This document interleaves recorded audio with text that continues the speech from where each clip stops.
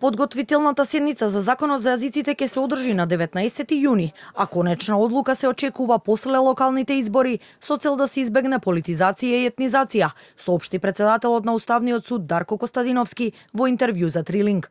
Процесот се одолжи откако седницата која првично беше закажана за 20 март беше одложена заради трагедијата во Кочани.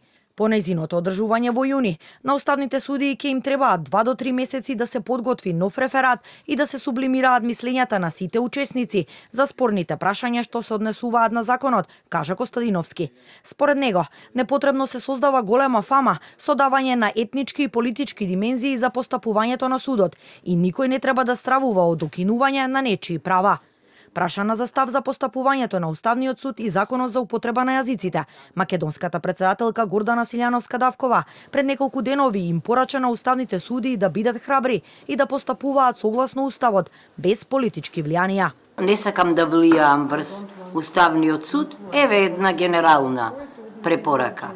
Да се држат до Уставот, да го бранат Уставот, да бидат храбри, да се држат исто така до амикус курието на Венецијанската комисија и така нема да сгрешат. Да се абстрахираат од политичарите кога ќе одлучуваат.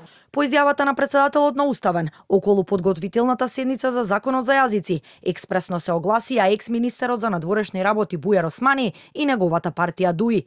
Според интегративците, владата му наредила на Уставниот суд веднаш по октомвриските избори да го укине Законот за јазици и да им наштетат на правата на албанците и Охридскиот рамковен договор. Реагираа од владеачката вреди. Во партиското соопштение велат дека Ахмети и Османи се разочарани, бидејќи им пропаднал планот преку судии именувани од нив во Уставниот суд да го поништат Законот за јазиците и со тоа да ја дестабилизираат државата.